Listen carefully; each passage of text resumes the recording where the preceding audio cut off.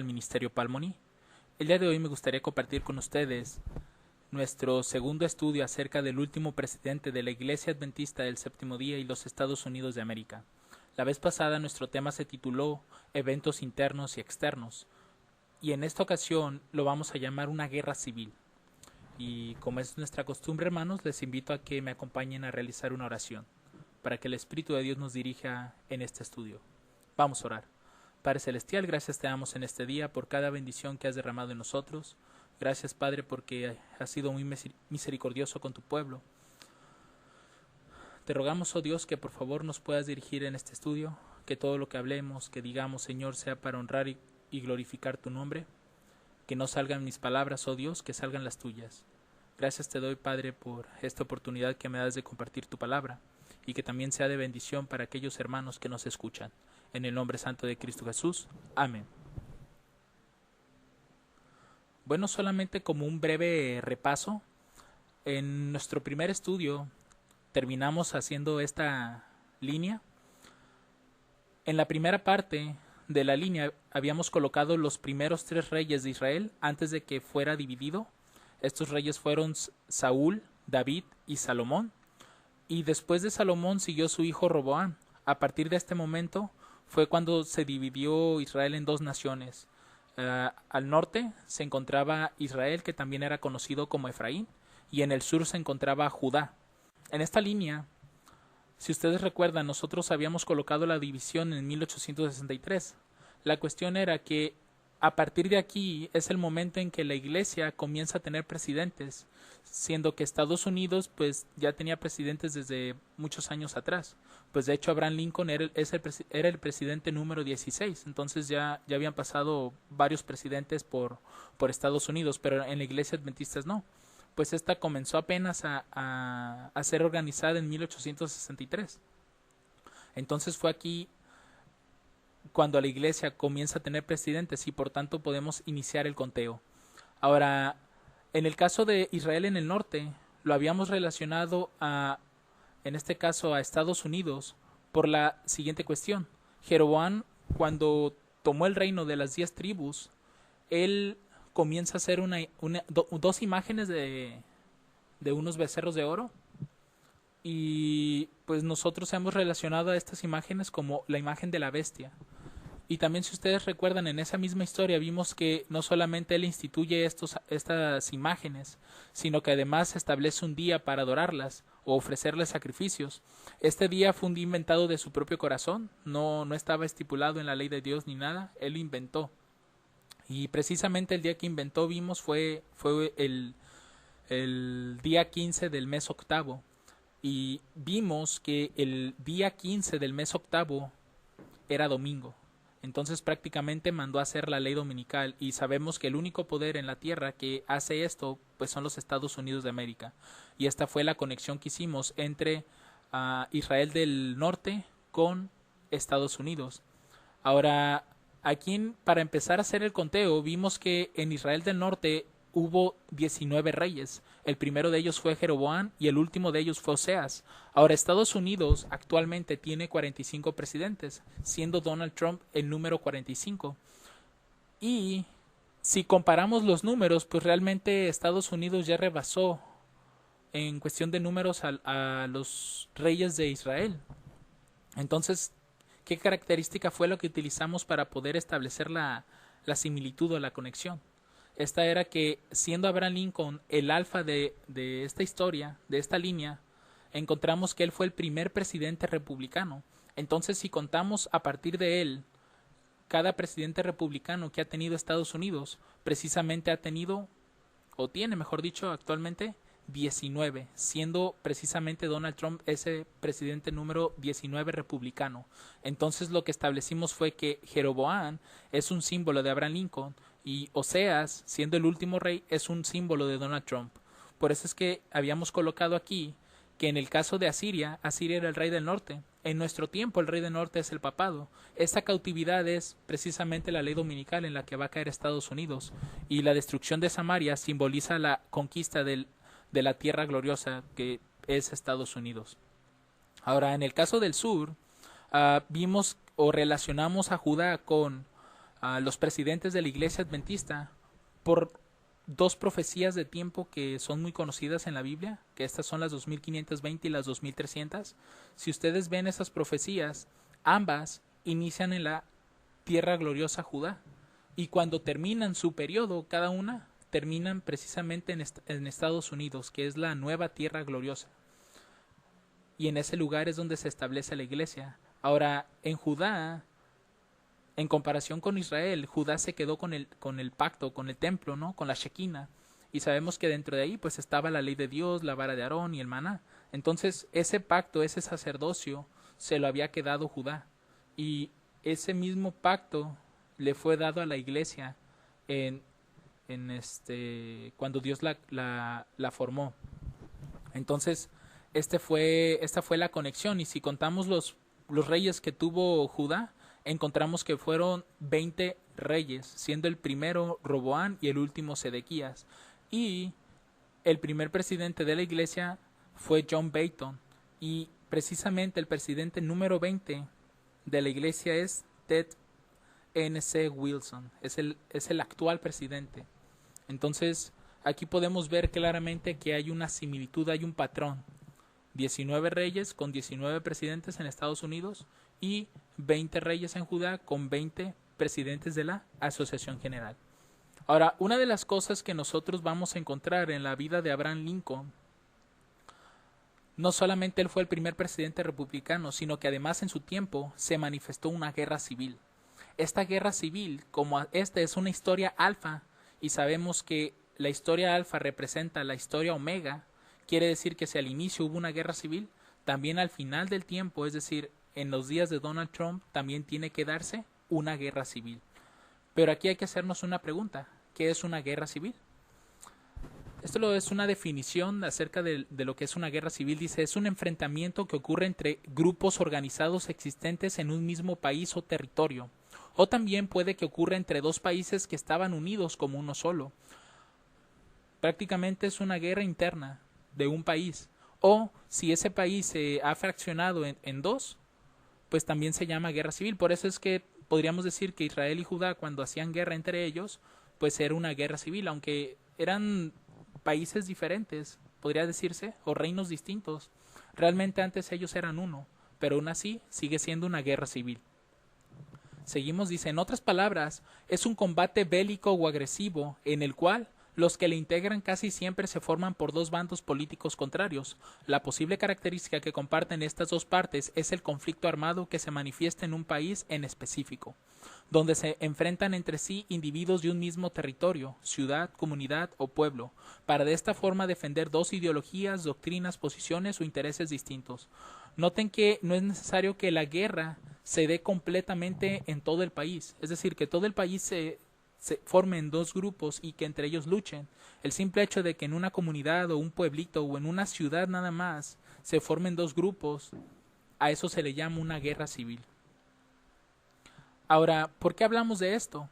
Porque precisamente en los días de Abraham Lincoln hubo esta guerra. Noten, esto lo encontré en Wikipedia, es la guerra de secesión. Dice, durante la guerra civil estadounidense, la Unión fue el término utilizado para referirse al bando formado por los estados del norte durante la guerra de secesión, y específicamente al gobierno nacional del presidente Abraham Lincoln, conformado por los 20 estados libres partidarios de abolir la esclavitud y 5 estados esclavistas fronterizos que lo apoyaban. La Unión fue opuesta por 11 estados esclavistas del sur que habían declarado una secesión a unirse entre sí para formar la Confederación. A menudo a la Unión también se le denomina como el norte, tanto entonces como ahora, en contraposición al otro nombre de la Confederación, el sur. La Unión nunca reconoció la legitimidad de la secesión y en todo momento sostuvo que comprendía la totalidad de los Estados Unidos de América. En asuntos exteriores fue reconocida por todas las demás naciones como el gobierno legítimo del país. Entonces, en resumen, cuando vemos la historia de la guerra civil en Estados Unidos, se habían formado dos bandos, y notan, los estados del norte y los estados del sur. Los estados del norte, de acuerdo al texto que leímos, eran llamados la Unión y eran dirigidos por Abraham Lincoln. Ellos estaban en contra de la esclavitud, mientras que en el sur, la conformación de esos estados se les llamaba Confederación y ellos estaban a favor de la esclavitud. Entonces, esto prácticamente es una ideología. Ellos creían que era, que era bueno tener esclavos, mientras que el norte no. Ahora, ¿qué tiene que ver todo esto con lo que estamos estudiando? Bueno, que el espíritu de profecía nos dice que habrá una nueva guerra civil y precisamente en Estados Unidos.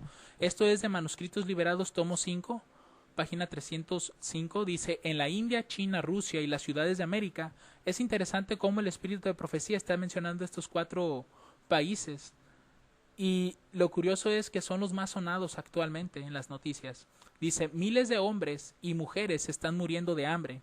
Los hombres de dinero, porque tienen el poder, controlan el mercado. Compran a bajo precio todo lo que puedan obtener y luego venden a precios muy superiores.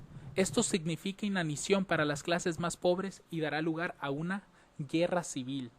Ahora, ¿cuándo ocurrirá esta guerra civil? Aquí el espíritu de profecía coloca una cita muy conocida del libro de Daniel. Dice: y en aquel tiempo se levantará Miguel, el gran príncipe que está por los hijos de tu pueblo, y será tiempo de angustia, cual nunca fue después que hubo gente hasta entonces, mas en aquel tiempo será libertado tu pueblo, todos los que se hallen escritos en el libro. Muchos serán limpios y emblanquecidos y purificados, mas los impíos obrarán impíamente, y ninguno de los impíos entenderá, pero entenderán los entendidos. Aquí podemos entenderlo quizás de 2 formas. Una es que esta guerra civil de la que está hablando el espíritu de profecía se dé cuando Miguel se levante, u otra es antes de que Miguel se levante. Así que vamos a ver la historia para que nos pueda decir en qué momento va a ocurrir esta guerra civil.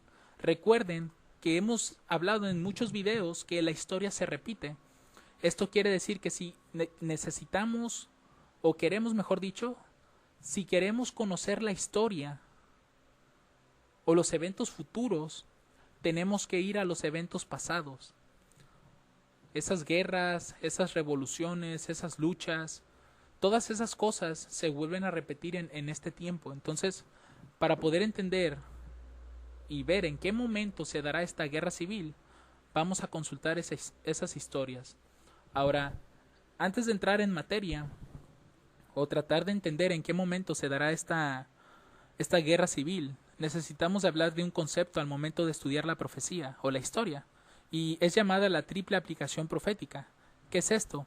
Bueno, lo voy a explicar mediante un ejemplo. Sabemos que hay un primer Elías, ¿cierto? O un Elías. Este es el Elías que se menciona en el libro de Reyes. Es el que lucha contra Acab, contra Jezabel, contra los profetas de Baal, es el que hace que no llueva por 3 años y medio, etc. Pero cuando vamos al Nuevo Testamento, Cristo nos habla de otro Elías que había de venir. Y sabemos que este Elías era Juan Bautista. Entonces ya estamos hablando de un segundo Elías. Ahora bien, cuando nosotros comparamos estas 2 historias, la del primer Elías y la del segundo Elías, vamos a notar que comparten ciertas similitudes. Una de ellas, por ejemplo, es la vestimenta. Otra son los personajes con los que lucha. Por ejemplo, Elías, ya lo mencioné, luchó contra Acab, Jezabel y los profetas de Baal. En el caso de Juan Bautista también lucha contra 3 personajes: Herodes, Herodías y la hija de Herodías. Entonces aquí estamos viendo un paralelo, una similitud. Aquí estamos viendo 2 aplicaciones proféticas que pasaron prácticamente muy similares, pero también tienen sus contrastes, ¿cierto? Porque, por ejemplo, Elías no murió, fue trasladado al cielo. Caso contrario con Juan Bautista, que él sí murió. Entonces, estas historias tienen similitudes o semejanzas, pero también son diferentes en ciertos aspectos. Pero al momento de que las combinamos, nos dará como resultado al tercer Elías. ¿Y por qué sabemos que habrá un tercer Elías? Sencillo, porque cuando ustedes van al Nuevo Testamento, Apocalipsis, te das cuenta de que hay un dragón, que hay una bestia y que hay un falso profeta que unidos luchan contra el pueblo de Dios. Entonces, si hay 3 poderes al fin del tiempo, hay 3 poderes cuando Juan Bautista estaba y hay 3 poderes cuando Elías estaba, ¿tisbita? Eso quiere decir que tiene que haber un tercer Elías. Ahora, estos ejemplos están en distintas historias. Sabemos que hay una primera destrucción de Jerusalén, ¿cierto? Esta fue la de Babilonia. La segunda destrucción de Jerusalén fue hecha por Roma imperial en el año 70. Pero también sabemos que habrá una tercera destrucción. no precisamente de Jerusalén ya. Aquí esta es la cuestión de que las cosas literales se tornan espirituales una vez que pasamos de la cruz. Entonces ya la Jerusalén que conocemos ya no es de esa Jerusalén cuando hablamos de profecías de este tiempo. Y por último, sabemos que el primer ay pues eran los maometanos y ellos practicaban la religión del Islam, eran islamitas. Sabemos que el segundo ay fueron los otomanos, que también son islamitas o islámicos. Ahora, si el primer ay es el Islam y el segundo ay es el Islam, ¿qué podemos esperar del tercer ay?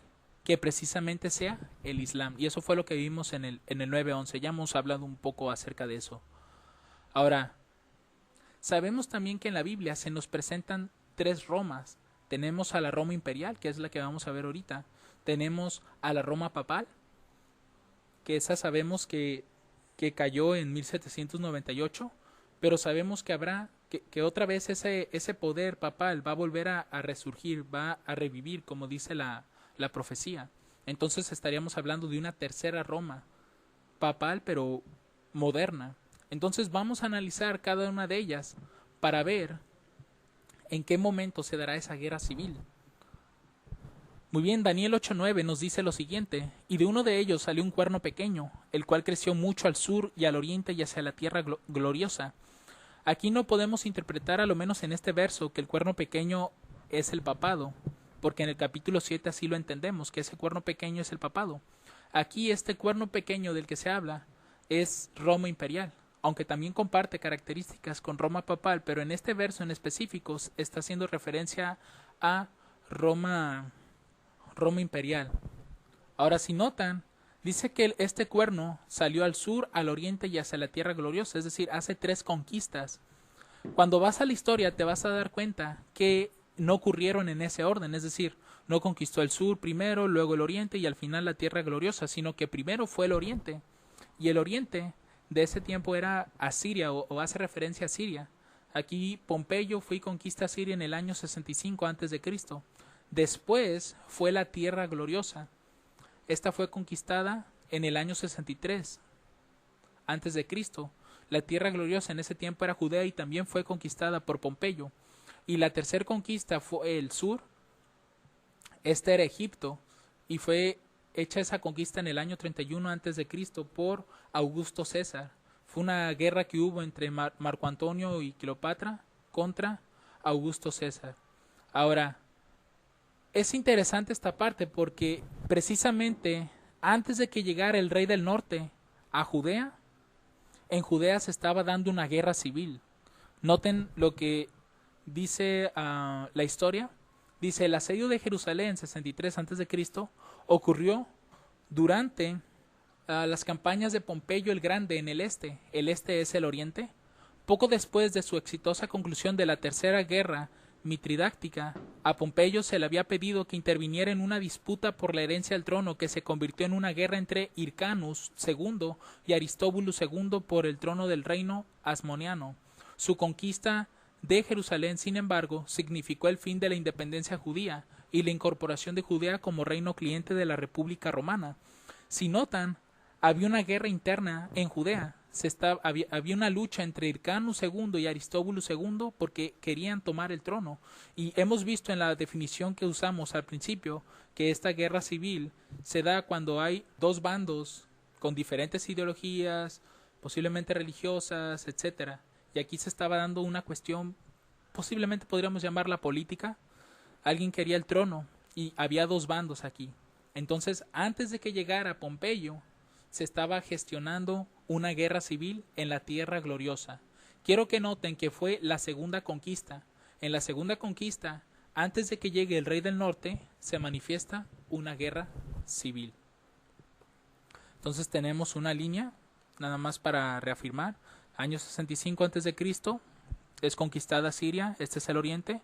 La segunda conquista fue en el año 63 a.C., fue la tierra gloriosa Judea y hubo una guerra civil antes de que llegara el rey del norte. Y finalmente tenemos el año 31, que es Egipto. Este representa al sur. Ahora, Roma papal Vamos a ver lo que ocurre con Roma papal. Daniel 7, versos 7 al 8, dice: Después de esto miraba yo en las visiones de la noche, y he aquí la cuarta bestia, espantosa y terrible, y en gran manera fuerte, la cual tenía unos dientes grandes de hierro, y devoraba y desmenuzaba, y las obras hollaba con sus pies, y era muy diferente de todas las bestias que habían sido antes de ella, y tenía 10 cuernos. Esta bestia, o cuarta bestia, sabemos que es Roma imperial, y estos 10 cuernos representan a las 10 tribus bárbaras, que fueron los visigodos, vándalos, ostrogodos, lombardos, francos, burgundios, suevos, anglosajones, alamanes y los érulos. Ahora, seguimos leyendo el verso 8. Dice: mientras yo contemplaba los cuernos, he aquí que otro cuerno pequeño subía entre ellos. Quiere decir que si eran 10 y subió uno, ahora ya son 11. Y el 11º cuerno es el cuerno pequeño. Este sí es el papado.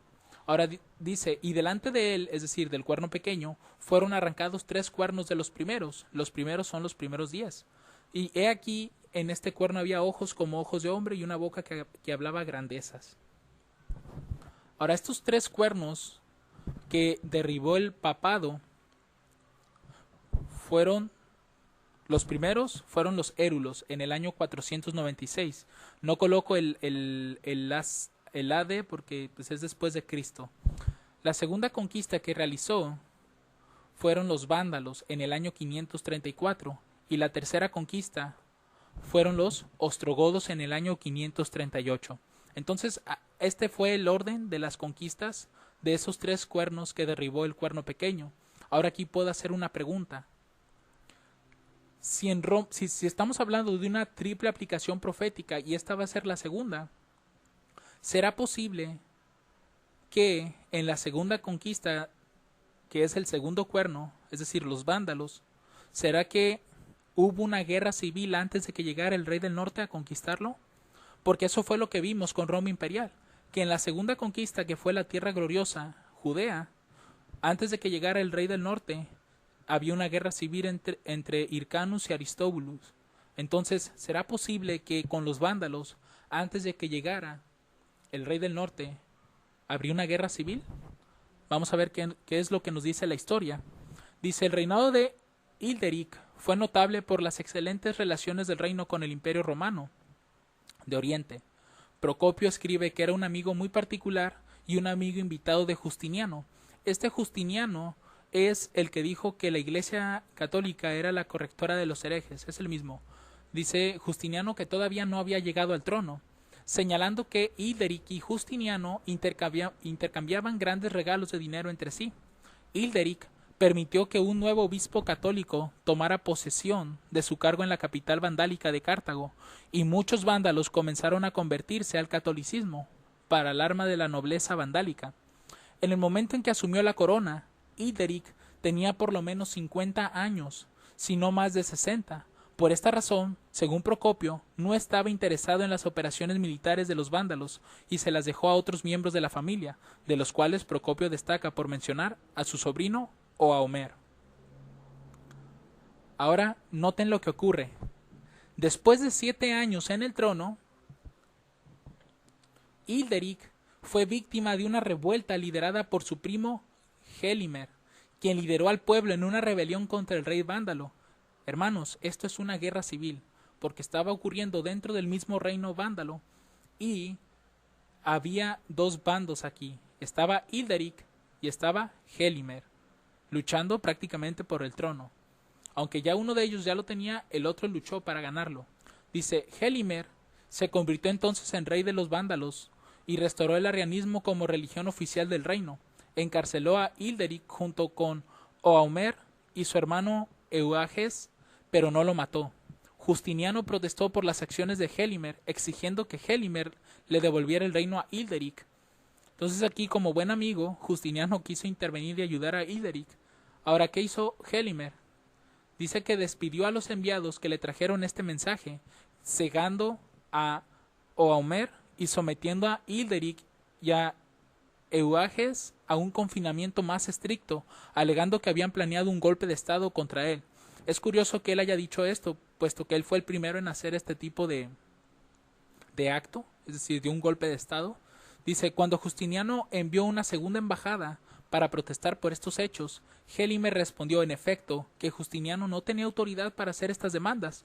Y hasta cierto punto es cierto, porque Justiniano no era parte del reino, él era romano. Entonces dice aquí que Justiniano, enojado por esta respuesta, rápidamente concluyó su guerra con Persia y preparó una expedición contra los vándalos en el año 533. Y si ustedes recuerdan, hace 2 diapositivas vimos que la conquista de los vándalos fue precisamente en el año 534. Entonces podemos asumir que aquí fue donde comenzó esa expedición y concluyó en el año 534. Ahora dice aquí, una vez que Gelimer se enteró de la llegada del ejército romano, hizo asesinar a Hilderic junto con Euages y otros partidarios de Hilderic que había encarcelado. Pues si el trono no era de él, no iba a ser de nadie. Supongo que esas eran las palabras de Gelimer. Entonces, aquí, hermanos, podemos ver con claridad que en la segunda conquista, es decir, el segundo cuerno, los vándalos, antes de que llegara el rey del norte, en este caso pues estaba representado por Justiniano, hubo una guerra civil.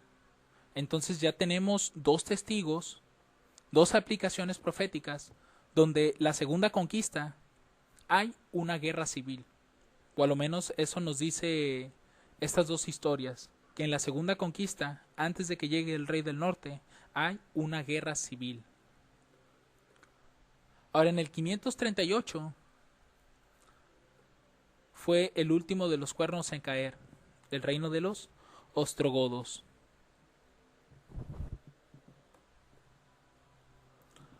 Ahora vamos por la triple aplicación profética, que en este caso es Roma papal moderna, puesto que la Roma papal anterior, recuerden, cayó en 1798, se le quitó poder y autoridad, pero va a volver a resucitar. Eso es lo que nos dice la profecía de Apocalipsis 17.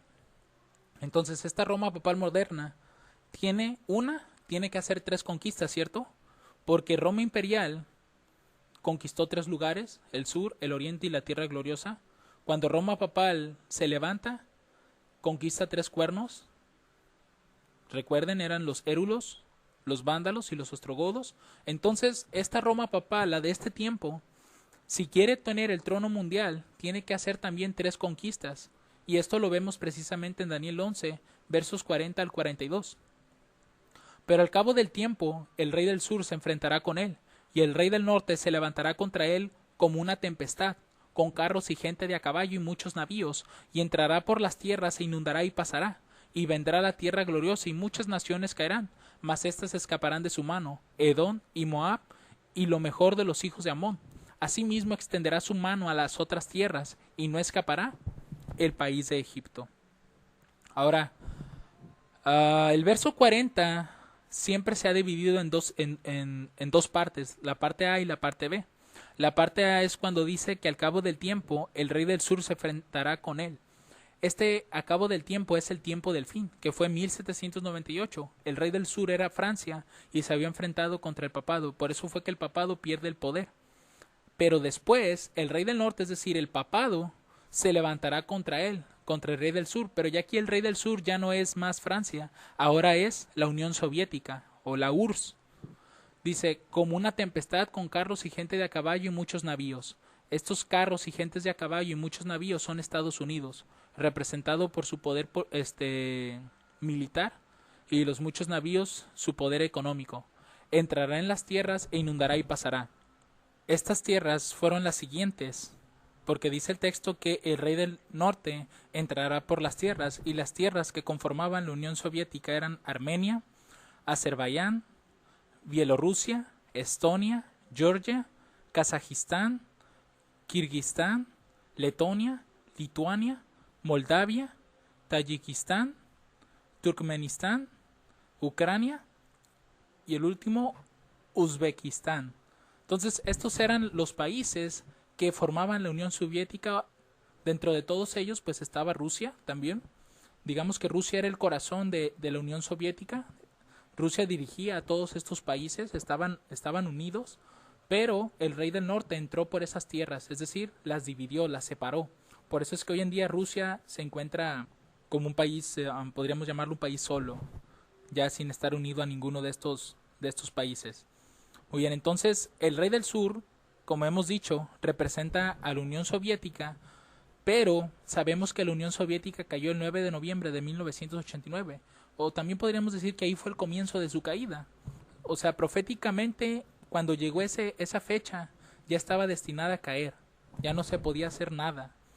Ahora, sabemos que el rey del norte, en este caso en el verso 40, si ustedes notan todo el capítulo 11, únicamente cuando se da una conquista completa contra uno de los reyes, ya sea el norte o el sur, es cuando uno de ellos entra hasta la fortaleza del otro. En este caso, si ustedes notan el verso 40, en ningún momento el rey del norte entra a la fortaleza, únicamente entra por las tierras. Estas tierras, como les mencioné, son la Unión Soviética, pero Rusia sigue viva, es decir, el rey del sur sigue latente, y en este tiempo es cuando el rey del norte, en este caso el papado, nuevamente va a atacar al rey del sur, a Rusia, para vencerlo ahora sí. La tierra gloriosa, como ya hemos visto anteriormente, son los Estados Unidos de América, y la conquista de esta tierra gloriosa comienza cuando se levanta la imagen de la bestia y se completa en la ley dominical. Y finalmente dice que no escapará el país de Egipto, dice el verso 42, asimismo extenderá su mano a las otras tierras y no escapará el país de Egipto. El Egipto pues es el mundo, y el mundo es conquistado cuando Miguel se levanta, puesto que ya todo el mundo, cada persona de este mundo ya habrá tomado una decisión. Entonces, estas van a ser las tres conquistas que tiene que realizar el papado para poder llegar al trono del mundo. Tiene que vencer a Rusia, a Estados Unidos, y obviamente junto con Estados Unidos va a poder conquistar al mundo, porque Estados Unidos va a ser su carro y gente de a caballo y sus muchos navíos en este tiempo. Ahora bien, en las otras dos líneas que vimos, de Roma imperial y de Roma papal, logramos ver que en la segunda conquista, antes de que llegue el rey del norte, precisamente hay una guerra civil. Y en Roma imperial, en ese lugar, en la segunda conquista, fue la tierra gloriosa, era Judea. Pero recuerden que nosotros no estamos antes de Cristo, sino que estamos después. Entonces la tierra gloriosa ahora es Estados Unidos. Y precisamente en este tiempo, de acuerdo a la profecía del verso 40 al 42, la tierra gloriosa es la segunda conquista. Y precisamente son los Estados Unidos de América. Entonces aquí confirmamos completamente lo que dice el espíritu de profecía, que en las ciudades de América miles de hombres y mujeres están muriendo de hambre. Los hombres de dinero, porque tienen el poder, controlan el mercado, compran a bajo precio todo lo que puedan obtener y luego venden a precios muy superiores. Esto significa inanición para las clases más pobres y dará lugar a una guerra civil. Con esto, hermanos, podemos confirmar verdaderamente que habrá una guerra civil en los Estados Unidos de América, porque las tres Romas nos están confirmando que es en la segunda conquista y tiene que ser precisamente antes de que llegue el rey del norte. Ahora, en esta línea vamos a ver que el 9 de noviembre de 1989 fue cuando el rey del sur, la Unión Soviética en ese tiempo, fue disuelta, pero quedó vivo Rusia. Entonces Rusia, en otro estudio vamos a hablar de que Rusia tiene que ser vencida en el clamor de medianoche. De acuerdo a la parábola de las 10 vírgenes, es en el clamor de medianoche cuando Rusia es vencida. Ahora, la segunda conquista es en la ley dominical y es cuando la tierra gloriosa de Estados Unidos cae en las manos del papado. Quiere decir que antes de que Miguel se levante, mucho antes de que se dé la ley dominical, tiene que haber una guerra civil. ¿Por qué? Porque aquí es la llegada del rey del norte y hemos visto que antes de que llegue el rey del norte en la segunda conquista se manifiesta la guerra civil. Entonces, ya con esta línea nosotros nos estamos dando cuenta que no solo la guerra civil es antes de que Miguel se levante, sino que es antes de que llegue la ley dominical nacional en los Estados Unidos. Y finalmente tenemos la tercera conquista, que es cuando Miguel se levanta. Esta es la ley dominical mundial y es en Egipto, que nos representa al mundo entero. Entonces, aquí nos podemos hacer otra pregunta. Si esta guerra civil es antes de la ley dominical, ¿cuándo será? Porque si ustedes notan, el espíritu de profecía solamente lo dijo a grandes rasgos, pero nos toca a nosotros investigar cuándo será ese momento. No nos podemos conformar nada más con lo que dice la cita de que cuando Miguel se levante. Tenemos que ver porque Dios siempre ha sido preciso en todas las cosas. Entonces, vamos a ver otro estudio que son los 7 truenos. Y gracias a estos 7 truenos es como nosotros vamos a poder identificar en qué momento exacto se dará esta guerra civil. Vamos a leer esta cita de manuscrito número 59. Dice, después de que estos 7 truenos profirieron sus voces, estos 7 truenos están en Apocalipsis 10. Dice, la instrucción llega a Juan tal como a Daniel con respecto al libro pequeño. Sella aquellas cosas que los 7 truenos profirieron. Estos relatan, dice, eventos futuros que se descubrirán en su orden. Noten que esta cita fue escrita en 1900. Quiere decir que más adelante estos 7 truenos volverán a aparecer y serán eventos que se descubrirán en su orden. Dice, Daniel estará de pie en su porción al final de los días. Juan ve el libro pequeño abierto. Entonces las profecías de Daniel encuentran su lugar apropiado en el primero, segundo y tercer mensaje angélicos a ser dados al mundo. La apertura del librito sellado era el mensaje en relación al tiempo. Los libros de Daniel y Apocalipsis son uno. Uno es una profecía, el otro una revelación. Uno un libro sellado, el otro un libro abierto. Juan oyó los misterios que los truenos profirieron, pero se le ordenó no escribirlos. La luz especial dada a Juan, que se expresó en los 7 truenos, fueron una delineación de eventos que acontecerían bajo los mensajes del primero y segundo ángeles. No era lo mejor para el pueblo conocer estas cosas, porque su fe necesariamente debe probarse. En el orden de Dios se proclamarían las verdades más maravillosas y avanzadas. Entonces lo que estamos viendo aquí es que estos 7 truenos se volverán a repetir en el futuro, y otra es que estos 7 truenos ya se cumplieron. ¿Dónde? En la historia milerita. Y dice que fueron una delineación de eventos. Eso quiere decir que si son 7 truenos, deben de ser 7 eventos. Porque dice que los truenos son eventos, y si son 7 truenos, tienen que ser precisamente 7 eventos. Y estos 7 eventos ocurrieron bajo los mensajes del primero y segundo ángeles. Nosotros, al ver la historia milerita, vamos a identificar estos 7 hitos, o estos 7 eventos. Entonces tenemos que es el primer trueno, el segundo, el tercero, el cuarto, quinto, sexto y séptimo. Ahora, la estructura que se puede ver en la historia milerita bajo los mensajes del primero y segundo ángeles es el tiempo del fin. Ese es el primer trueno. El segundo es el incremento de conocimiento. Recuerden que el pueblo de Dios viene de un tiempo de oscuridad. Entonces, Dios quiere sacar a su pueblo de esas tinieblas. Por eso es que da ese incremento de conocimiento, esa luz. El siguiente hito es la formalización del mensaje, porque si Dios está levantando un nuevo pueblo, tiene que darles un mensaje y tiene que formalizar ese mensaje. El cuarto trueno es el descenso de un ser divino.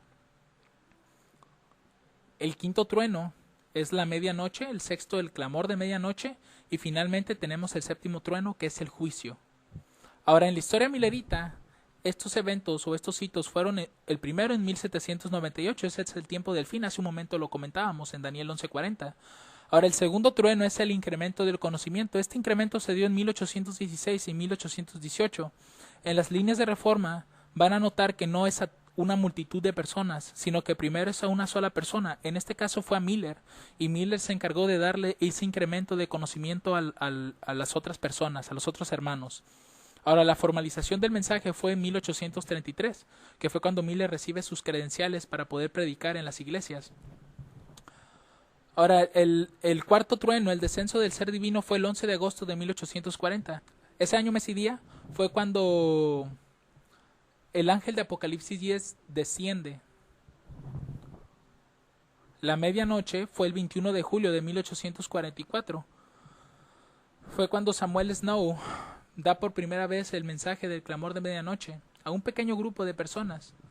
Si no mal recuerdo, fue en el tabernáculo de Boston. En el caso del sexto trueno, el clamor de medianoche fue el 15 de agosto de 1844. Este fue en el campamento de Exeter. Y finalmente tenemos el séptimo trueno, que es el juicio. Y este es el 22 de octubre de 1844. Aquí es donde termina precisamente el segundo ángel y comienza el tercer ángel. Por eso es que es una delineación de eventos que ocurrieron bajo el primero y segundo ángeles. Ahora, estos 7 truenos, si se van a repetir en el futuro y estuvieron en la historia milerita, es decir, en el pasado, y sabemos que la historia milerita es una línea de reforma, y sabemos que no solamente existe esa línea, sino que existen múltiples líneas de reforma en historias pasadas, con Noé, con Moisés, con Elías, por mencionar algunos. Quiere decir que estos 7 truenos también han estado en esas historias. Y un ejemplo de ello es con los reyes de Judá. Los últimos reyes de Judá, Manasés, Amón, Josías, Joacás, Joacín, Joaquín y Sedequías, también son los 7 truenos. Porque cada uno de ellos, el significado de su nombre, nos da una característica de lo que ocurre en cada uno de esos truenos, en el tiempo del fin, en el incremento de conocimiento, etc. Y de la misma manera los reyes de Israel, Jeroboam I, Zacarías, Salum, Manahem, Pecaía, Peca y Oseas, esos fueron los últimos 7 reyes de Israel. Y también el significado de sus nombres nos muestran o nos dan más detalles de los 7 truenos. Entonces, vamos a usar a los 7 truenos para que podamos entender cuándo ocurrirá esta guerra civil en la historia de Estados Unidos. Ya hemos dicho que es antes de la ley dominical, pero ¿cuándo? Vamos a ver el primer trueno. Vamos a verlo desde la historia de los emperadores romanos, dado que Roma y Estados Unidos comparten ciertas características. Por ejemplo, sabemos que Roma en la Biblia, en Apocalipsis 12, está representado como un dragón. Y en Apocalipsis 13 dice que la segunda bestia, la que sube del mar, la que sube de la tierra, que sabemos que es Estados Unidos, también habla como un dragón. Entonces habla como Roma prácticamente. Entonces vamos a ver a los primeros emperadores, los primeros 7 emperadores romanos, y vamos a notar que nos muestran más características de los 7 truenos que van a ocurrir en este tiempo. El primero de ellos pues fue Julio César. Julio César representa el tiempo del fin. En nuestra línea de reforma sería 1989. Julio César, en aquel tiempo Roma era una república, y así era como se manejaba, como una república. Pero a la llegada de Julio César le da muerte a esa república y él comienza a ser un dictador. Una dictadura comienza en Roma. Ahora, en el tiempo del fin, en 1989, eso representa la muerte del protestantismo como nación en Estados Unidos. ¿Por qué? Si ustedes recuerdan en la historia, cuando Estados Unidos surge de personas, o mejor ya conocidos como los padres peregrinos. Ellos venían huyendo de Roma, precisamente, venían de Europa, huyendo de las persecuciones papales. Y precisamente los fundamentos de la nación es que iba a ser un país republicano y protestante, es decir, un gobierno sin papa, porque ellos ya sabían, cuando la iglesia se une al Estado, ellos ya sabían lo que sucedía, ¿no? Puras persecuciones, opresión, etcétera.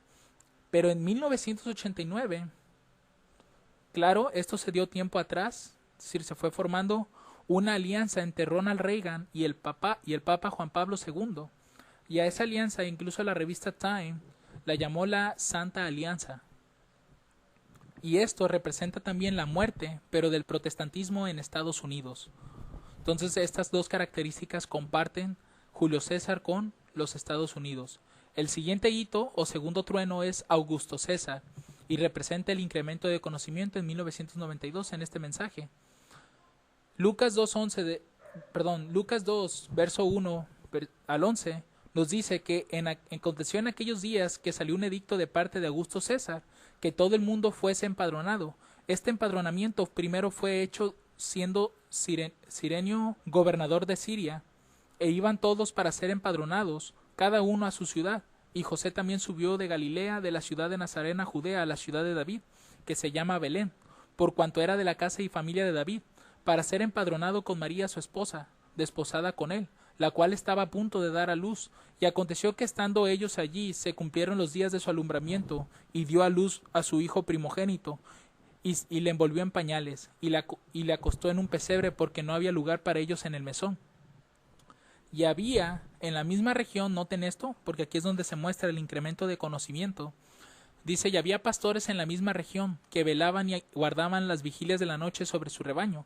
Y aquí el ángel del Señor vino sobre ellos, y la gloria del Señor los cercó de resplandor, y tuvieron gran temor. Mas el ángel les dijo, no temáis, porque aquí os doy nuevas de gran gozo, que será para todo el pueblo, que os ha nacido hoy en la ciudad de David un Salvador, que es Cristo el Señor. A estos pastores se les estaba dando un incremento de conocimiento. ¿Y qué era este incremento? Que el Cristo había nacido. Ahora otro ejemplo, Mateo 2.1, y cuando Jesús nació en Belén de Judea en días del rey de Herodes, he aquí unos hombres sabios del oriente vinieron a Jerusalén. Estos hombres de oriente o sabios de oriente tuvieron también ese incremento de conocimiento. ¿Por qué? Porque ellos estaban conociendo las profecías concernientes al Mesías, y por eso ellos habían ido a Belén de Judea para buscar a Jesús. El tercer trueno, Tiberio César, representa la formalización del mensaje en 1996, y aquí nos habla de la historia de Juan Bautista. Dice Lucas capítulo 3, versículos del 1 al 10, y en el año 15 del imperio de Tiberio César, siendo gobernador de Judea Poncio Pilato y Herodes tetrarca de Galilea y su hermano Felipe tetrarca de Iturea y de la provincia de Traconite, y Lisanias tetrarca de Abilinia, siendo sumos sacerdotes Anás y Caifás, vino palabra de Dios a Juan, hijo de Zacarías, en el desierto, y él vino por toda la tierra alrededor del Jordán, predicando el bautismo del arrepentimiento para la remisión de pecados, como está escrito en el libro de las palabras del profeta Isaías, que dice, voz del que clama en el desierto, preparad el camino del Señor, enderezad sus sendas, todo valle será llenado, y se bajará todo monte y collado, y lo torcido será enderezado, y los caminos ásperos serán allanados, y toda carne verá la salvación de Dios. Y decía a las multitudes que salían para ser bautizadas por él, oh generación de víboras, ¿quién os enseñó a huir de la ira venidera? Haced pues frutos dignos de arrepentimiento, y no comencéis a decir en vosotros mismos, tenemos a Abraham por padre, porque os digo que Dios puede levantar hijos de Abraham aún de estas piedras. Y ya también el hacha está puesta a la raíz de los árboles, por tanto todo árbol que no da buen fruto es cortado y echado en el fuego. Y la gente le preguntaba diciendo, ¿qué pues haremos? Esto prácticamente era el mensaje del primer ángel, porque estaba llamando Juan a un arrepentimiento, y era la formalización de este mensaje, pues fue el momento cuando Juan comenzó a salir a predicar el arrepentimiento. Entonces, en nuestra historia podemos ver lo mismo. Vamos a leer otra cita. Dice, Juan el Bautista fue un reformador. A él fue encomendada una gran obra para la gente de su tiempo, y en preparación para ese trabajo todos sus hábitos fueron cuidadosamente regulados, aún desde su nacimiento.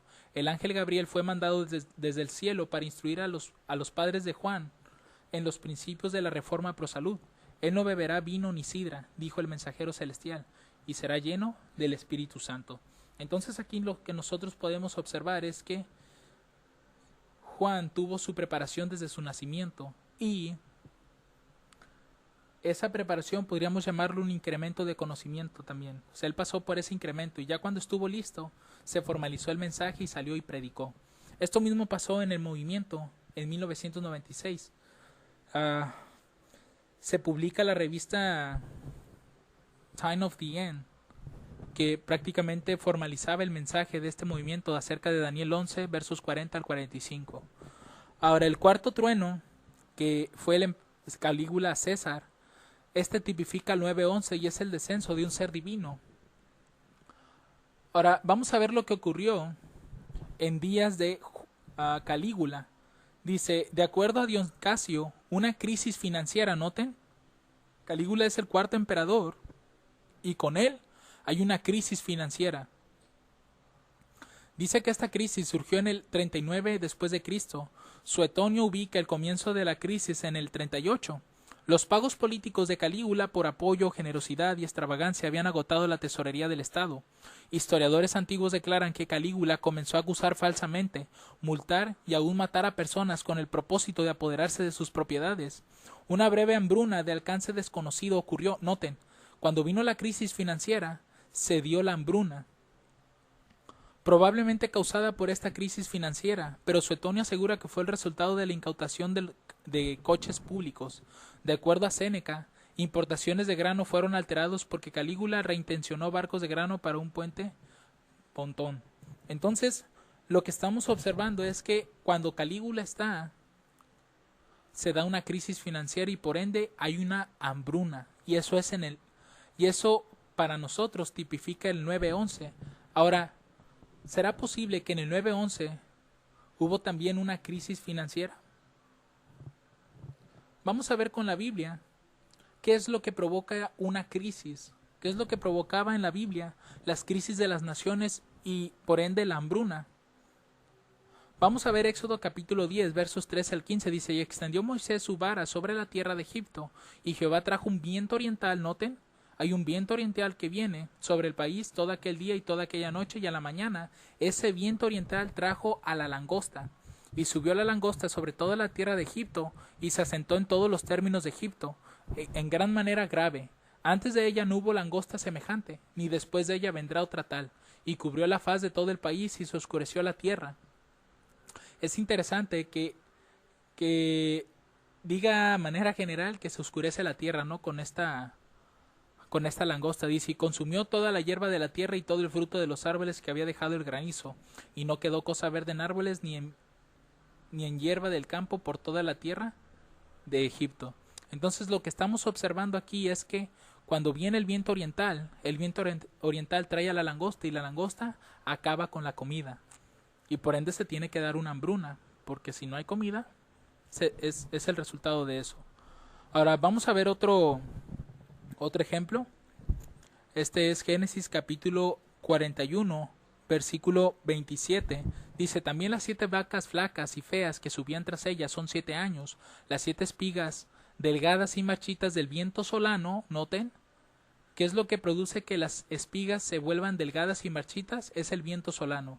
El viento solano en otras versiones es viento oriental. Entonces es el mismo viento, el que trae la langosta es el viento oriental y es lo que provoca la hambruna. Dice, 7 años serán de hambre. El viento oriental produce hambres, hermanos. Ahora, Génesis 47, versos 3 al 21, vamos a ver los resultados de estas espigas delgadas y marchitas. Dice, y no había pan en toda la tierra, y el hambre era muy grave, por lo que desfalleció de hambre la tierra de Egipto y la tierra de Canaán. Si notan, no solo sufrió las consecuencias Egipto, sino también Canaán. Dice, y recogió José todo el dinero que se halló en la tierra de Egipto y en la tierra de Canaán, por los alimentos que de él compraban, y metió José el dinero en casa de Faraón. Y acabado el dinero de la tierra de Egipto y de la tierra de Canaán, vino todo Egipto a José diciendo, danos pan, ¿por qué moriremos delante de ti por haberse acabado el dinero? Dice, y José dijo, dad vuestros ganados y yo os daré por vuestros ganados si se ha acabado el dinero. Noten, primero usan el dinero se acaba. Después usan a las bestias que ellos tenían y las usan como un intercambio, ¿no? Por comida. Pero noten lo que sucede después. Dice, no encubriremos a nuestro Señor que el dinero ciertamente se ha acabado. También el ganado es ya de nuestro Señor. Nada ha quedado delante de nuestro Señor sino nuestros cuerpos y nuestra tierra. Cómpranos a nosotros y a nuestra tierra por pan, y seremos nosotros y nuestra tierra siervos de Faraón. Noten a qué grado llegó el pueblo de que hasta ellos mismos se ofrecieron como, podrían llamarse como un producto, como un servicio para el reino, para poder comer. Entonces el viento solano provocó una crisis de hambre grave. Vamos a ver otro ejemplo. Isaías 23:1 dice, carga de Tiro. Otras versiones dicen profecía contra Tiro. Dice, lamentad, oh naves de Tarsis, porque Tiro es destruida hasta no quedar en ella casa, ni lugar por donde entrar. Desde la tierra de Quitim le ha sido revelado.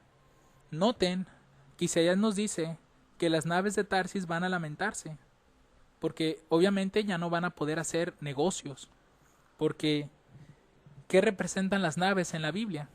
Salmo 107:23, los que descienden al mar en navíos, que son las naves, y hacen negocios en las muchas aguas. Entonces los navíos representan negocios, representan economía. Por eso es que en Daniel 11, verso 40, cuando habla de muchos navíos, habíamos comentado que eran precisamente el poder económico de Estados Unidos.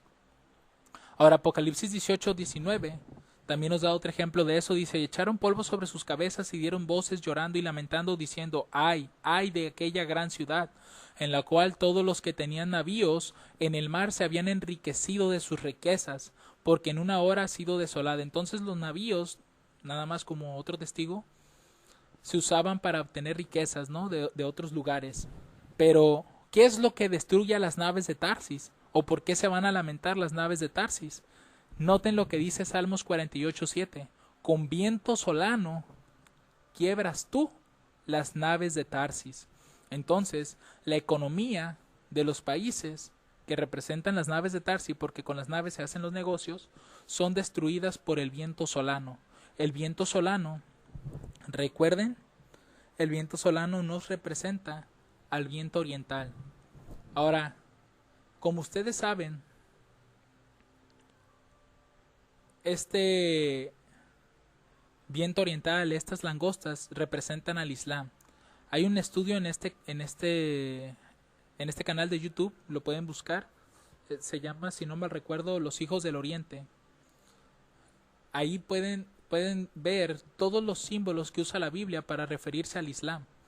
Unos son el viento oriental, en otras son las langostas, en otros son el asno montés. O sea, tiene diferentes símbolos, camellos, etcétera. Entonces, estos símbolos de viento oriental, estos símbolos de langosta, representan al Islam. Y aplicados a nuestro tiempo, el Islam es el que va a provocar la crisis en Estados Unidos. Y esto fue lo que ocurrió en el 9/11. A causa del ataque a las Torres Gemelas por este grupo de personas del Islam, Estados Unidos, y no solo ellos, sino el mundo entero, sufrió de una crisis financiera. Noten, primero vamos a ver qué contenían las Torres Gemelas para darnos una idea de por qué la economía bajó mucho y por qué ocurrió una crisis, no solo en USA, sino también en el mundo. Eran consideradas como el símbolo del mundo financiero de Estados Unidos. Esta nota es de una página de una noticia, está hablándonos de las Torres Gemelas, y esta nota dice que las Torres Gemelas eran consideradas como el símbolo del mundo financiero de Estados Unidos. Noten que desde este momento ya se está asociando a las torres con cuestiones financieras, con economía. Dice, ¿pero qué había en el interior de las Torres Gemelas? Estas dos construcciones pertenecían al World Trade Center, un complejo conformado por 7 edificios ubicados en la ciudad de Nueva York. Las Torres Gemelas contaban con 110 pisos, donde residían 376 empresas de peso internacional, así como diversos negocios que en conjunto ofrecían empleo a más de 50,000 personas y recibían a diario a casi 100,000 visitantes, muchos de ellos turistas y empresarios. Noten cómo estaba conformado este lugar. Eran 110 pisos por edificio y 376 empresas que estaban dedicadas al peso internacional.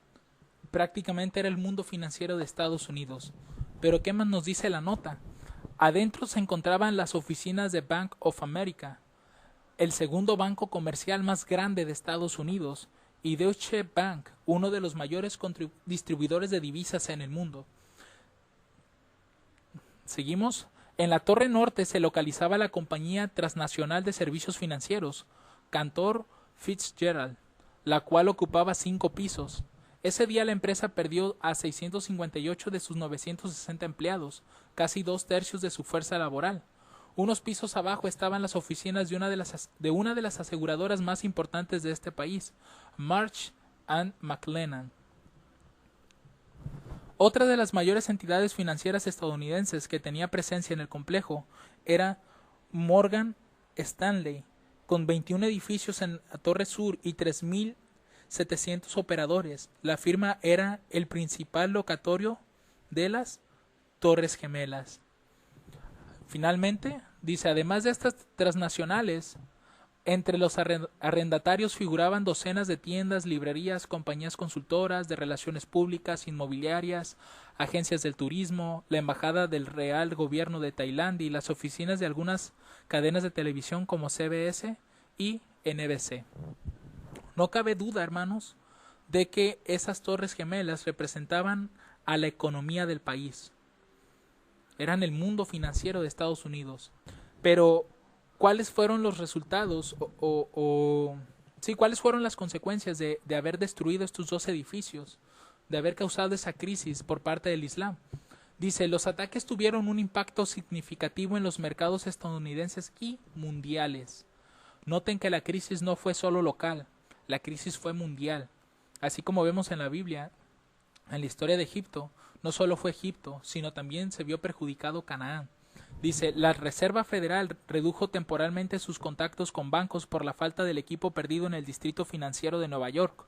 En horas, se recuperó el control sobre el suministro de dinero, con la consecuente liquidez para los bancos. Los índices bursátiles New York Stock Exchange, American Stock Exchange y Nasdaq no abrieron el 11 de septiembre y permanecieron cerrados hasta las 3:30 del 17 de ese mismo mes. Los sistemas del NYSE no fueron dañados por el ataque, pero los daños en las redes telefónicas del sistema financiero del World Trade Center impidieron que funcionara. Cuando los mercados reabrieron el 17 de septiembre del 2001, tras el mayor parón desde la Gran Depresión, el índice Dow Jones Industrial Average cayó 684 puntos, hasta 8.920, en su mayor caída en un solo día. Al final de la semana, el Dow Jones había perdido 1.369.7 puntos, su mayor caída en una semana. Desde entonces, Wall Street permanece protegido contra un atentado terrorista. Entonces, noten cómo ese ataque sí tuvo repercusiones no solo en el país, sino en el mundo. Pero sigamos viendo otros detalles. Esto lo saqué de una sección de Wikipedia. Dice, las pérdidas del sector aéreo, porque precisamente los terroristas utilizaron los aviones para hacer estos ataques, dice, fueron significativas. El espacio aéreo estadounidense permaneció cerrado durante varios días por primera vez en su historia. En varios países como Canadá, tras su reapertura, las compañías aéreas sufrieron una disminución de su tráfico. Se estima que el negocio perdió un 20% de su tamaño, y los problemas financieros de las compañías aéreas estadounidenses se agravaron, dando lugar a una crisis económica. Es increíble, hermanos, cómo concuerda perfectamente la profecía. Siendo Calígula el cuarto emperador y representando al 911, Calígula provocó una crisis financiera en Roma, y de la misma manera en el Islam fue quien está provocando esto en Estados Unidos a partir del 911. Dice, la economía estadounidense entró en una fase de recesión desde 2001 como resultado de la inseguridad y la desconfianza creciente en la seguridad del mundo occidental después de una década de crecimiento prácticamente ininterrumpido. A pesar de que las actividades económicas ya habían mostrado señales de agotamiento desde 1998, efecto de la crisis asiática, con la pérdida de más de 1 millón de empleos en el sector industrial entre los años 1999 y 2000. Es interesante esta parte porque Estados Unidos tenía un crecimiento ininterrumpido, pero a partir del 2001, a partir de ese ataque, se ha venido en picada su economía. Dice, los ataques terroristas agravaron la situación al reducirse fuertemente el consumo como consecuencia del estado de psicosis de la población, que evitaba visitar sitios concurridos o viajar.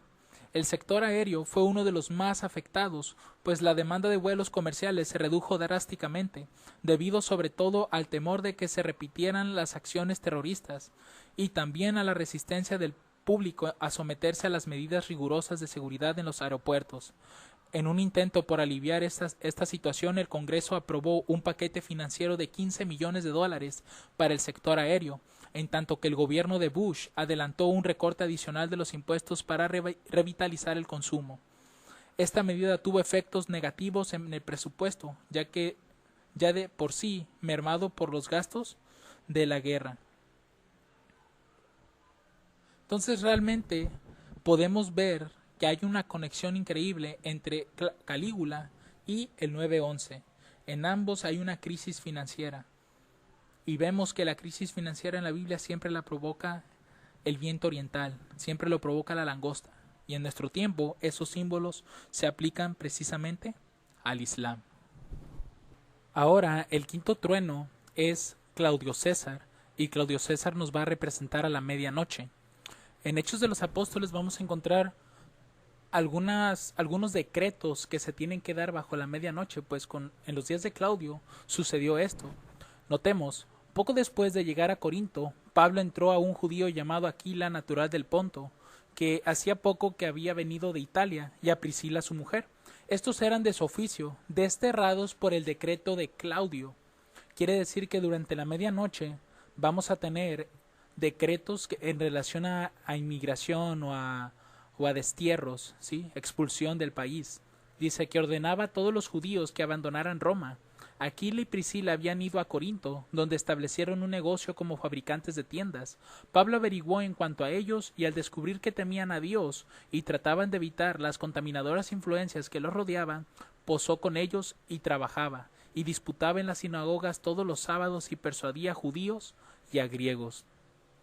Lo que podemos observar aquí es que, nuevamente repito, en los días de Claudio se estaban dando decretos, y estos decretos tenían que ver con los judíos que podríamos considerar que en su mayoría todos ellos eran cristianos, eran creyentes en Cristo, y por ciertas causas fueron expulsados de Roma. Es por eso que entre ellos se encontraban Aquila y Priscila. Ellos se tuvieron que ir a Corinto por esa razón. Vamos a leer la siguiente cita. Este se encuentra en la Review and Herald de marzo 6.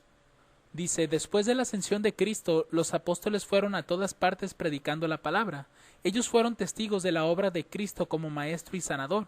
Su testimonio en Jerusalén, en Roma y en otros lugares fue positivo y poderoso. Los judíos, noten esto, esta fue la causa por la cual los cristianos fueron expulsados de Roma junto con los otros judíos. Dice: los judíos, quienes rechazaron en recibir la verdad, podían solo reconocer que una poderosa influencia atendía a los seguidores de Cristo, porque los acompañaba el Espíritu Santo. Esto creaba mayor oposición, pero a pesar de la oposición, 20 años después de la crucifixión de Cristo, estaríamos hablando como en el año 54 más o menos, dice, había una viva y fervorosa iglesia en Roma. Esta iglesia era fuerte y celosa, y el Señor trabajaba por ella. La envidia y rabia de los judíos contra los cristianos no conocía fronteras, y los residentes incrédulos eran agitados constantemente. Noten que a causa por los mismos judíos que tenían envidia y rabia, provocaban agitación en Roma, y eso molestó a los romanos. Dice, se quejaban que los cristianos judíos eran desordenados y peligrosos para el bien público. Constantemente ponían en movimiento algo que levantaba oposición. Esto causaba que los cristianos fueran desterrados en Roma. Entre aquellos desterrados estaban Aquila y Priscila, quienes fueron a Corinto, y allí establecieron un negocio como fabricantes de tiendas. Cuando Pablo vino a Corinto, él solicitó trabajo de Aquila. Entonces la historia de Pablo, de Aquila y Priscila nos está diciendo en relación a Claudio, siendo Claudio la medianoche para nosotros, es que durante la medianoche, que falta poco para que se llegue este evento, van a existir estas cuestiones de destierros, de expulsión. Y estamos hablando obviamente en relación a Estados Unidos. Y si investigamos un poco en internet, esto lo saqué de una nota, dice que el gobierno de Donald Trump buscaría dificultar que los inmigrantes que viven en Estados Unidos obtengan la residencia permanente si ellos o sus hijos, incluso si nacieron en este país, solicitan y usan programas de asistencia social, según un documento del Departamento de Seguridad Nacional. Lo que estamos observando es que ya Donald Trump, en este caso, está creando decretos, así como Claudio está creando leyes. Una, para que ya las personas que estén allá o incluso que nazcan allá, se les dificulte la forma de obtener papeles. Entonces, para la medianoche en adelante, esto va a ser todavía más difícil, y no tanto para los de afuera, sino para los mismos que están adentro, esos cristianos que están siguiendo este mensaje, las líneas de la profecía.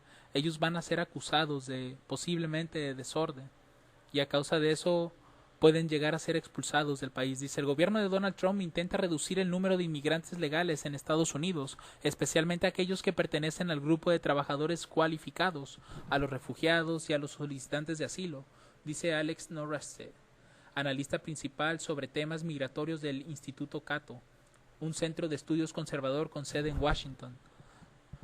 Muchas de las vías a través de las cuales las autoridades están reduciendo la inmigración legal consiste en el aumento del número de barreras burocráticas para tramitar una visa y en un incremento del costo de las mismas al solicitar la presentación de documentos innecesarios con el objetivo de dificultar el proceso. Estamos viendo realmente que el gobierno de Donald Trump está creando decretos, incluso antes de que lleguemos a la medianoche, para tratar de dificultar la obtención de visas o residencias, y esto prácticamente va a ser en expulsión, ¿no?, del mismo país. Ahora, ¿qué otra cosa va a suceder durante la medianoche? Dice, había dos acusaciones que los sacerdotes deseaban mantener. Esto es en relación a Cristo, porque si ustedes recuerdan, Cristo fue arrestado a medianoche. Y recuerden que en la Biblia todas las medias noches nos están hablando del mismo evento. Entonces había dos acusaciones que se le hacían a Cristo. Dice, si se podía probar que Jesús había blasfemado, sería condenado por los judíos. Aquellos que están en este mensaje van a tratar de ser acusados a través de la cuestión del adventismo, ¿no?, en relación a la profecía, el entendimiento, etcétera. Dice, si se le convencía de sedición, esto aseguraría su condena por los romanos. Entonces los judíos estaban tratando de que Cristo fuera tanto condenado por la misma religión, por la misma nación judía, pero también estaban preparando el camino para que fuera condenado por el mismo pueblo, por el país, por el estado, por así decirlo. Dice, Anás trató primero de establecer la segunda acusación. Interrogó a Jesús acerca de sus discípulos y sus doctrinas, esperando que el preso dijese algo que le proporcionara material con que actuar. Pensaba arrancarle alguna declaración que probase que estaban tratando de crear una sociedad secreta con el propósito de establecer un nuevo reino. De eso se trata de sedición, es como dar una especie de golpe de estado, derrocar al reino que los tenía dominados, en este caso Roma. Dice, entonces los sacerdotes le entregarían a los romanos como perturbador de la paz y fautor de insurrección. Es interesante esto porque para este tiempo, cuando estemos dentro de la medianoche, de estas dos cosas es posible que se nos acusen. Una es en cuestión de la doctrina que predicamos, y otra es como estamos hablando de que posiblemente en este caso Estados Unidos va a caer, estaríamos prácticamente deseando, ¿no?, que ese país va a caer porque es malo, etcétera, va a aceptar la ley dominical. Entonces pareciera ser que estamos haciendo una insurrección en el mismo país. Entonces por estas dos causas es posible que se nos acuse dentro de los Estados Unidos. Seguimos leyendo, esto se encuentra en el deseo de todas las gentes, también la cita anterior, es parte del mismo capítulo. Dice, el Salvador puso en contraste su propia manera de obrar con los métodos de sus acusadores. Durante meses le habían estado persiguiendo, procurando entramparle y emplazarle ante un tribunal secreto, donde mediante el perjurio pudiesen obtener lo que les era imposible conseguir por medios justos. En otras palabras, hermanos, los mismos sacerdotes buscaron testigos falsos para poder acusar a Cristo, porque de otra manera no podían. Así también en este tiempo, para aquellos que han sido fieles en este mensaje, que han seguido las líneas de profecía, la verdadera metodología, como no habrá nada de lo que se nos pueda acusar, van a tratar también de conseguir testigos falsos. Dice, ahora estaban llevando a cabo su propósito, el arresto a medianoche por una turba, las burlas y los ultrajes que se le infligieron antes que fuese condenado o siquiera acusado eran la manera de actuar de ellos, y no de él. Su acción era una violación de la ley. Sus propios reglamentos declaraban que todo hombre debía ser tratado como inocente hasta que su culpabilidad fuese probada. por sus propios reglamentos, los sacerdotes estaban condenados. Ellos mismos van a violar la ley con tal de condenarnos, hermanos. Y todo esto va a comenzar a partir de la medianoche. Muy bien. Otra de las cosas que podemos encontrar en los días de Claudio y que obviamente está en relación al Islam es lo siguiente. Hechos 11 versos 27 al 30. Dice: y en aquellos días descendieron unos profetas de Jerusalén a Antioquía, y levantándose uno de ellos llamado Ágabo, noten, él era profeta, daba a entender por el Espíritu que había de haber una gran hambre en toda la tierra. Si recuerdan que hace unas presentaciones atrás vimos que en la Biblia lo que produce un gran hambre o una crisis económica es el viento oriental y la langosta. En otras palabras, lo que nos está diciendo Ágabo a través de esta profecía que él está dando es que en nuestros días de la medianoche el Islam también va a aparecer, y es cuando se va a producir un gran hambre. Dice, lo cual sucedió en tiempo de Claudio César. Es el mismo del que estamos hablando, el quinto trueno de la historia de Roma. Dice, entonces los discípulos, cada uno conforme a lo que tenía, determinaron enviar ayuda a los hermanos que habitaban en Judea, lo cual también hicieron enviándolo a los ancianos por mano de Bernabé y de Saulo. Entonces lo que estamos observando es que ciertamente a partir de la medianoche es cuando el Islam va a aparecer, y cuando aparezca va a producir la crisis económica, y la crisis económica produce el hambre, y el hambre va a llevar a una guerra civil. Entonces desde este momento nosotros ya podemos observar precisamente que en la medianoche es cuando la guerra civil va a tener su comienzo. Pero vamos a ver qué significa Ágabo para ver si está relacionado a todos estos temas. Ágabo, de acuerdo al diccionario bíblico adventista, significa langosta o amor. Y si ustedes recuerdan, hace un tiempo subí en este canal de YouTube un tema acerca del significado del nombre de la hermana White. Y lo que hablábamos es que cada profeta tiene un nombre de acuerdo al ministerio que va a desempeñar. En este caso, Ágabo, su nombre está relacionado a la langosta, es decir, al Islam. Y lo que él está profetizando es que habría una gran hambre en los días de Claudio. Entonces de aquí ya podemos confirmar completamente, o sería otro testigo más, de que en la medianoche aparece el Islam, y en la medianoche es cuando esta guerra civil comienza, y cumple perfectamente la especificación de la cita del espíritu de profecía, que viene siendo antes de que Miguel se levante. Pero nosotros con la historia de las tres Romas vimos que siempre ocurre en la segunda conquista del rey del norte, y en este tiempo la segunda conquista es Estados Unidos. Entonces, antes de que llegue la ley dominical, tiene que darse esta guerra civil. Y con la historia de Claudio ya sabemos con qué evento va a comenzar esta guerra civil, y es a partir de la medianoche. Pero vamos a seguir viendo otros testigos. Una de las cosas que podemos aprender con esto es lo que nos dice el libro de Vida en el Campo, página 9, párrafo 5. Dice, el tiempo está llegando rápidamente cuando las uniones de trabajo serán muy opresivas. Es decir, vez tras vez el Señor ha instruido que nuestro pueblo debe llevar sus familias fuera de las ciudades, hacia el campo, donde pueden cultivar sus propias provisiones, porque en el futuro el problema de comprar y vender será uno muy serio. Debemos ahora comenzar a hacer caso a la instrucción que vez tras vez se nos vuelve a dar. Salgan fuera de las ciudades hacia distritos rurales, donde las cosas no están atestadas unas con otras, y donde estarás libre de intromisión de enemigos. Cuando menciona el espíritu de profecía que en el futuro el problema de comprar y vender será uno muy serio, se está refiriendo a la ley dominical. Y la historia de Ágabo, cuando fue a profetizar acerca del gran hambre que iba a venir, era para que los mismos hermanos se prepararan y tuvieran prácticamente un propio negocio, tuvieran su propio sustento, porque no iban a poder depender del sistema para comprar y vender. Entonces es una enseñanza buena que se nos da de que tenemos que prepararnos de esa manera antes de la medianoche. Hechos 21, 8 al 11, nuevamente en los días de Claudio vuelve a presentarse Ágabo otra vez.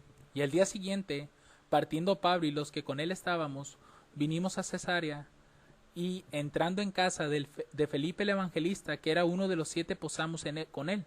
Y éste tenía 4 hijas vírgenes que profetizaban, noten.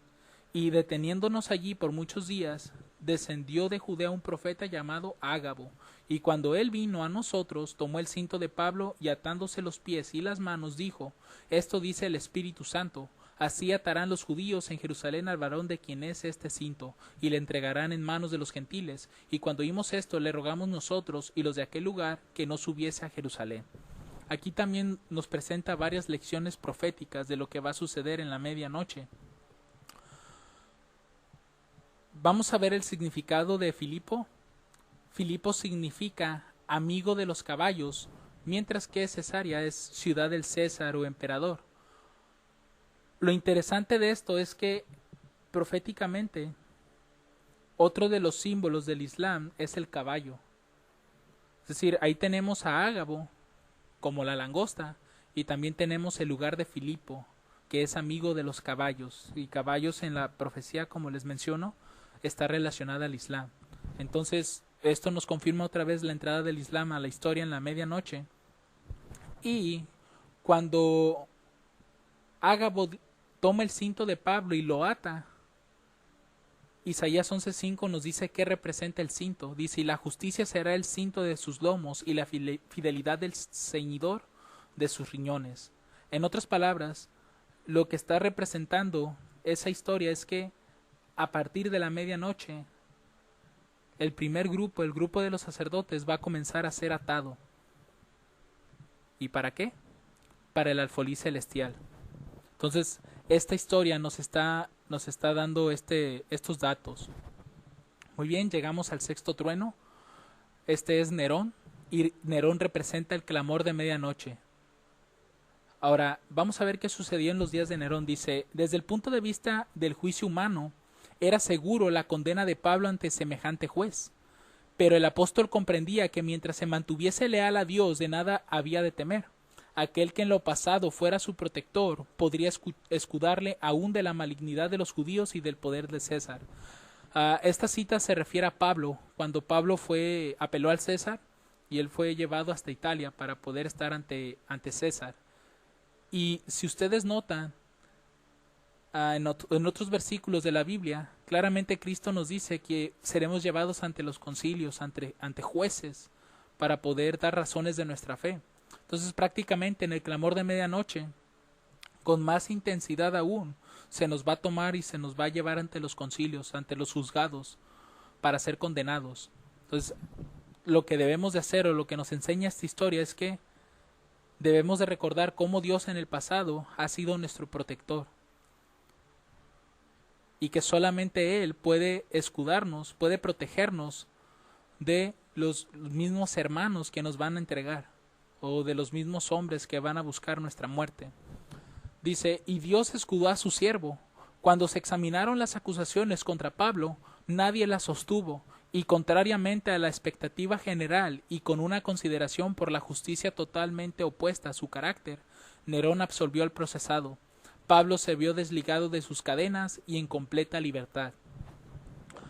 Pero, ¿qué ocurre después? Noten lo que dice Hechos de los Apóstoles, capítulo 46, página 388, y dice: si el proceso de Pablo se hubiese diferido por más tiempo, o si por cualquier motivo se hubiera detenido en Roma hasta el año siguiente, sin duda habría perecido en la persecución que se desató contra los cristianos. ¿Por qué? Dice: durante el encarcelamiento de Pablo, los conversos al cristianismo habían llegado a ser tan numerosos que atrajeron la atención y suscitaron la enemistad de las autoridades. La cólera del emperador, es decir, Nerón, se excitó especialmente por la conversión de gente de su propia casa, y pronto encontró pretexto para hacer a los cristianos objeto de su despiadada crueldad. Lo que estamos observando es que cuando se llegue el clamor de medianoche, también va a ser una oportunidad de estar sembrando esa semilla, para que cuando llegue la ley dominical, entonces esa semilla pueda germinar y pueda haber frutos. Y eso es lo que va a molestar también a las mismas autoridades. ¿Qué hizo Nerón para lograr esto? Dice, por entonces estalló en Roma un terrible incendio que consumió casi media ciudad. Según rumores, el mismo Nerón había sido el incendiario, pero a fin de alejar toda sospecha hizo alarde de gran generosidad yendo a visitar a las víctimas del siniestro, que habían quedado sin hogar y desamparadas. Sin embargo, se le acusó del crimen. El pueblo se encolerizó y enfureció, y para disculparse a sí mismo y al mismo tiempo para quitar de la ciudad a una clase que temía y odiaba, Nerón dirigió la acusación sobre los cristianos. Su ardid tuvo éxito, y millares de los seguidores de Cristo, hombres, mujeres y niños, fueron cruelmente martirizados. Ahora, cuando vemos esta historia, ¿qué representa Roma? Daniel 11:31 dice, y se levantarán brazos de su parte, y contaminarán el santuario de fortaleza, y quitarán el continuo sacrificio, y pondrán la abominación desoladora. La ciudad de Roma era la fortaleza del rey del norte. Desde ese lugar era de donde salían las conquistas que realizaba. Es decir, el corazón o la fuerza del rey del norte era la misma ciudad de Roma. Entonces, lo que vemos aquí es que Nerón, al momento de quemar la ciudad, lo que provocó fue debilidad. Destruyó, digamos así, la fortaleza del rey del norte, y al ser quemada, pues obviamente va a perder poder. Ahora, ¿cuál es la fortaleza de Estados Unidos? Noten lo que dice el espíritu de profecía en el conflicto de los siglos. Dice, tenía 2 cuernos semejantes a los de un cordero. Los cuernos semejantes a los de un cordero representan juventud, inocencia y mansedumbre, rasgos del carácter de los Estados Unidos cuando el profeta vio que esa nación subía en 1798. Entre los primeros expatriados cristianos que huyeron a América en busca de asilo contra la opresión real y la intolerancia sacerdotal, hubo muchos que resolvieron establecer un gobierno sobre el amplio fundamento de la libertad civil y religiosa. Sus convicciones hallaron cabida en la Declaración de la Independencia, que hace resaltar la gran verdad de que todos los hombres son creados iguales y poseen derechos inalienables a la vida, a la libertad y a la búsqueda de la felicidad. Noten, y la Constitución garantiza al pueblo el derecho de gobernarse a sí mismo y establece que los representantes elegidos por el voto popular promulguen las leyes y las hagan cumplir. Además, fue otorgada la libertad religiosa, y a cada cual se le permitió adorar a Dios según los dictados de su conciencia. El republicanismo y el protestantismo vinieron a ser los principios fundamentales de la nación. Estos principios son el secreto de su poder y de su prosperidad. Los oprimidos y pisoteados de toda la cristiandad se han dirigido a este país con afán y esperanza. Millones se han fondeado en sus playas, y los Estados Unidos han llegado a ocupar un puesto entre las naciones más poderosas de la tierra. Lo que le daba el poder a Roma era precisamente la ciudad de Roma. Era la fortaleza del reino. En este caso, en Estados Unidos, su fortaleza realmente es la Constitución. Es lo que le ha dado el secreto de su poder y prosperidad. Entonces, lo que va a suceder en el clamor de medianoche es que a partir de ahí, la ley de Dios va a ser pisoteada y destruida. Lo que estamos observando a través de esto es que la Constitución de Estados Unidos va a ser quitada, y al ser quitada esa libertad civil y religiosa, obviamente la ley de Dios también va a ser abolida a partir del clamor de medianoche. Muy bien, hemos llegado al último de los 7 truenos, pero aquí no es solo un emperador, sino 4 emperadores. Y vamos a ver por qué estamos colocando 4 emperadores y no uno como en los otros 6 truenos anteriores. Este 7º trueno nos representa la ley dominical. Noten lo que dice Hechos de los Apóstoles. Dice, no mucho después de esto, Nerón zarpó hacia su vergonzosa expedición a Grecia, donde se deshonró a sí mismo y a su reino por medio de su despreciable y degradante frivolidad. Al regresar a Roma, con gran pompa, se rodeó de sus cortesanos y se entregó a actos de repugnante corrupción. En medio de esa orgía se oyó una voz de tumulto en las calles. Se envió un mensajero para averiguar la causa, el cual regresó con las noticias aterradoras de que Galba, al frente de un ejército, marchaba rápidamente sobre Roma. que ya había estallado la insurrección en la ciudad y que en las calles estaban llenas de populacho enardecido, que amenazando con la muerte al emperador y a todos sus colaboradores, se acercaba rápidamente al palacio. Y es interesante esto porque dentro de esta historia se está desarrollando una guerra civil también. Esto nos confirma que durante todo el proceso, desde la medianoche hasta la ley dominical, se estará gestionando esa guerra civil. En esta historia, noten de lo que trata. Dice, el año de los 4 emperadores fue un año en la historia del Imperio Romano, 69 después de Cristo, en el cual 4 gobernadores gobernaron en sucesión: Galba, Otón, Vitelio y Vespasiano. El suicidio del emperador Nerón en el 68 fue seguido por un breve periodo de guerra civil, la primera guerra civil romana desde la muerte de Marco Antonio en el 30 a.C. Entre junio del 68 y diciembre del 69, Roma fue testigo del surgimiento y caída sucesiva de Galba, Otón, Vitelio, hasta el ascenso final de Vespasiano, primera de la dinastía imperial Flavián, en julio del 69. Lo interesante de esto es, ¿por qué no colocamos un solo emperador? Porque realmente de los 4, 3 cayeron el mismo año, es decir, no duraron, no se establecieron como tal. Solamente el que se estableció fue Vespasiano, pero son importantes los 4 mencionarlos en este estudio. ¿Por qué? Si hacemos un resumen de los 7 truenos, vimos que tenemos a Julio César, tenemos a Augusto César, tenemos a Tiberio César, después a Calígula, Claudio, Nerón, y aquí tenemos a Galba, a Otón y a Vitelio, y finalmente tenemos a Vespasiano. Ahora, vimos que Julio César representa el año de 1989, que viene siendo el tiempo del fin. Augusto César representa al año de 1992, que es el incremento de conocimiento. Tiberio César representa 1996, que es la formalización del mensaje. Calígula, como ya vimos, representa el descenso del ser divino, es decir, el ángel de Apocalipsis 18 desciende en el 9:11 a través del evento del Islam que destruyó las Torres Gemelas, y esto provocó la crisis financiera en el país. Después tenemos a Claudio César, que nos representa la medianoche, y aquí es cuando comienza la guerra civil. Nerón representa el clamor de medianoche, y también vimos que se manifiesta una guerra civil. Y finalmente tenemos la ley dominical por Vespasiano, donde también en relación a Nerón, pues él forma parte de esa guerra civil. Ahora, lo interesante de estos 7 truenos es que Vespasiano, ¿por qué lo colocamos en la ley dominical? ¿Cuál es lo interesante de esto? Es que Vespasiano es el padre de Tito, y Tito fue el que destruyó a Jerusalén.